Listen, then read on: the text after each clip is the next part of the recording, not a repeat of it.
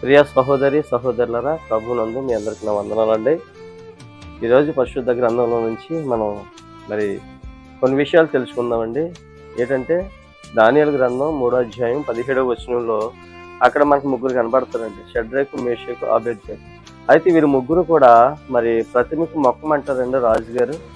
అయితే వీరైతే మేము మొక్కమని నిజంగా మరి ఎంత రూఢిగా చెప్తారంటే చాలా రూఢిగా చెప్తారండి. ఎందుకంటే అక్కడ రాజు మీరు మొక్కపోతే మీ ప్రాణాలు తీసేస్తాం, అగ్నిగుండంలో వేసేస్తాం మిమ్మల్ని, మీ ప్రాణం పోద్ది అని చెప్పినప్పటికీ కూడా వారు జంకకుండా, ప్రాణం కూడా సైతం లెక్క చేయకోకుండా మేము మొక్కనే మొక్కమన్నారండి. నిజంగా ఈ రోజుని మరి ఎంత గొప్ప విషయం అండి.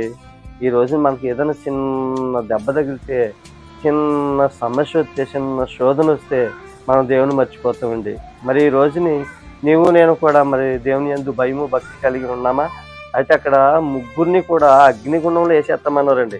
అయితే అగ్నిగుండంలో వేసేస్తామంటే వారు అసలు ప్రాణాలను కూడా సైతం లెక్క చేయకుండా మరి ఇంకో మాట అన్నారు, ప్రభు మమ్మల్ని రక్షించే సమర్థుడు అన్నారు.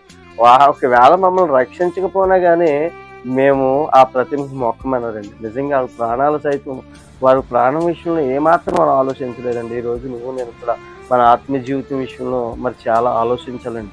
మన ఆత్మీయ జీవితం ఎలాగుందో మనం ఒకసారి పరీక్షించుకోవాలి. మరి షద్రకు, మేషాకు ఎంత విశ్వాసం కలిగి ఉన్నారో ఒక్కసారి ఆలోచించండి. ఇది అందరికీ తెలిసిన విషయమే. ఈ రోజున మనము మరి ఎంత విశ్వాసం కలిగి ఉంటే మనం కూడా మన ప్రాణాలు సైతం లక్ష్యమండి. నా ఆత్మీయ జీవితం కొరకు మనం ఎంత లెక్కైనా పోరాడగలమండి. సరేనండి. ఇది ఒక్క నిమిషం ఆలోచిస్తారా? ఒక్క క్షణం ఆలోచిస్తారా? ఆలోచిస్తే ఇప్పుడే ప్రార్థన చేయండి. ప్రభువా మీకు వందనాలు, స్తోత్రాలు. షద్రకు, మేషాకు గారు ఎంతైతే మరి అబేద్నెగో వీళ్ళు ఎంతగానో ప్రభువుని యందు విశ్వాసించారు, మేము కూడా అటువంటి విశ్వాసం కలిగి జీవించడానికి నీ కృపా సహాయం దయచేయమని యేసు నామములో అడుగుచున్నాము తండ్రి. ఆమేన్.